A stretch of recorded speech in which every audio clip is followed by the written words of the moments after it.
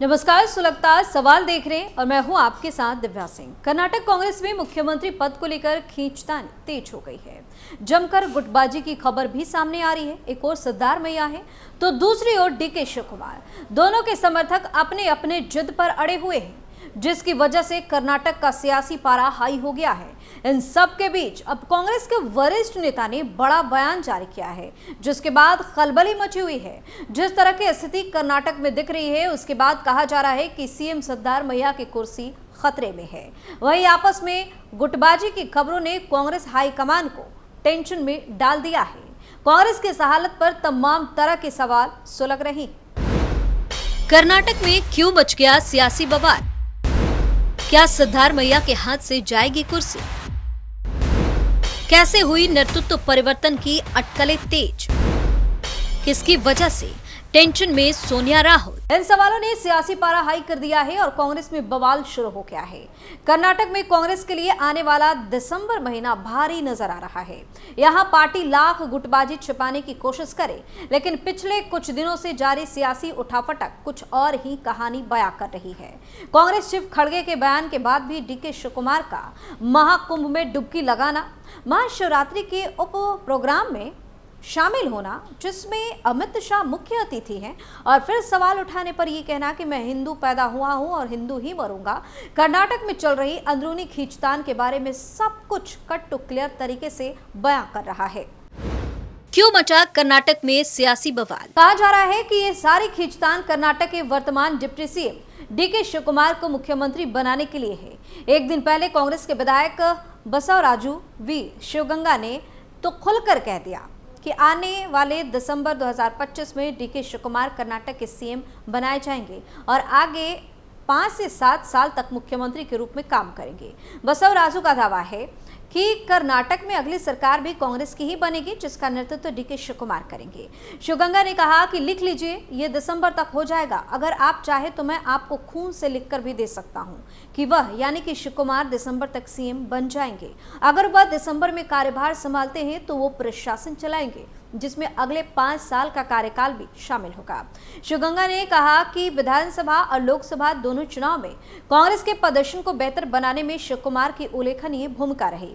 इधर शिवकुमार के नेतृत्व और संगठनात्मक कौशल की प्रशंसा करते हुए पूर्व केंद्रीय मंत्री वीरप्पा मोइली ने मंच पर बैठे कर्नाटक के उप मुख्यमंत्री की ओर इशारा करते हुए कहा कि आपको मुख्यमंत्री बनने से कोई नहीं रोक सकता।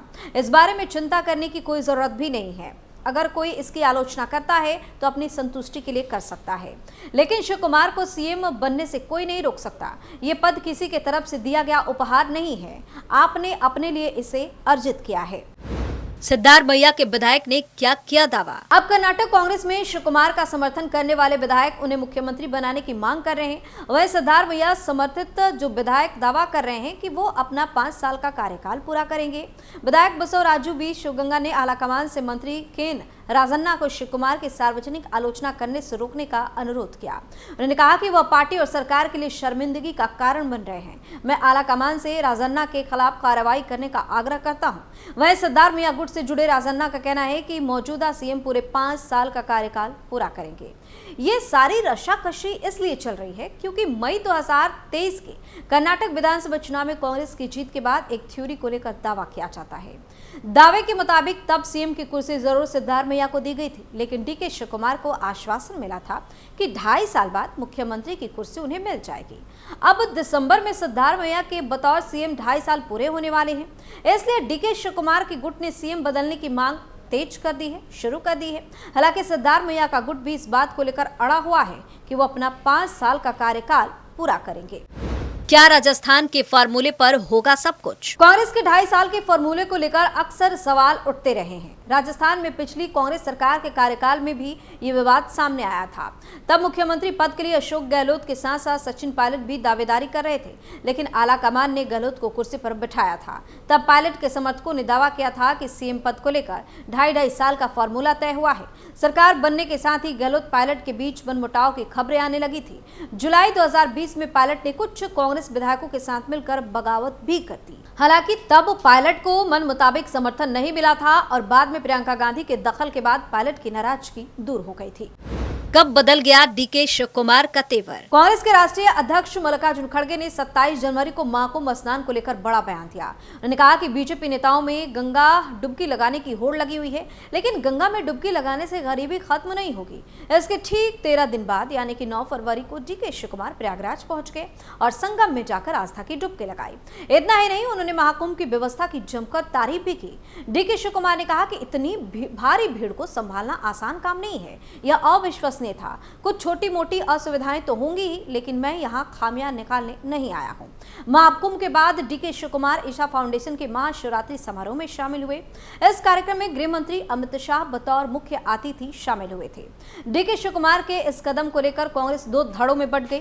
कर्नाटक के सहकारिता मंत्री केएन राजन्ना ने सवाल उठाया कि कांग्रेस नेता राहुल गांधी की आलोचना करने वालों के साथ शिव कुमार मंच कैसे साझा कर सकते हैं। डीके शिव कुमार के इस कदम को लेकर जब मीडिया ने उनसे सवाल पूछा तो उन्होंने अपने जवाब से सबको चौंका दिया। डीके ने बेंगलुरु में कहा कि मैं हिंदू ही पैदा हुआ हूं और हिंदू ही मरूंगा। क्या सिद्धार्थ मैया के सियासी चाल में फंसे डीके? गौर करने वाली बात यह है कि अमित शाह के साथ महाशिवरात्रि समारोह में शामिल होने पर कर्नाटक कांग्रेस में घमासान छिड़ गया। डीके शिव कुमार अपनी ही पार्टी के नेताओं के निशाने पर आ गए। इसके साथ ही कई सीगुफे भी हवा में उड़ गए। मसलन डीके अब बीजेपी के करीबी बन रहे हैं। आलोचकों ने उनके महाकुंभ स्नान पर भी सवाल उठा दिया। एक नेता ने सीधे सीधे आरोप लगाया कि बीजेपी नेताओं से करीबी दिखाकर डीके शिव कुमार पार्टी आलाकमान को ब्लैकमेल कर रहे हैं ताकि उन्हें सीएम का पद जल्दी दे दिया जाए। डीके समर्थक नेताओं का मानना है कि बेवजह का विवाद सिद्धार्थ मैया का बुना ताना माना है और कुछ नहीं।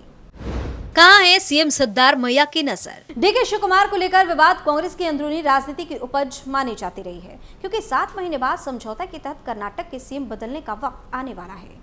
दूसरी ओर कर्नाटक कांग्रेस अध्यक्ष पद पर डीके के कार्यकाल को लेकर भी सिद्धार्थ मैया समर्थकों ने तलवारें निकाल रखी है।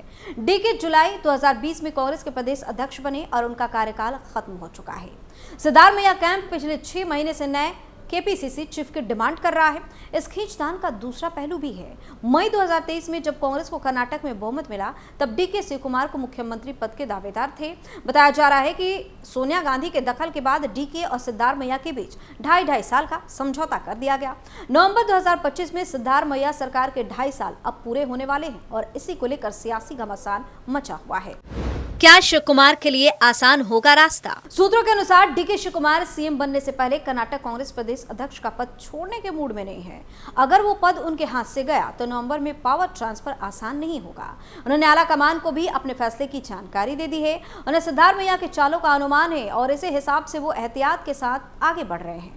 मगर हर कदम पर सिद्धार्थ मैया समर्थक उन्हें बयानबाजी के लिए उकसाते हैं, उन्हें मजबूर किया जा रहा है। सामान्य तौर पर विवादित सवालों से कन्नी काटने वाले डीके शिव कुमार ईशा फाउंडेशन के कार्यक्रम के बाद उसमें उलझते नजर आ रहे हैं।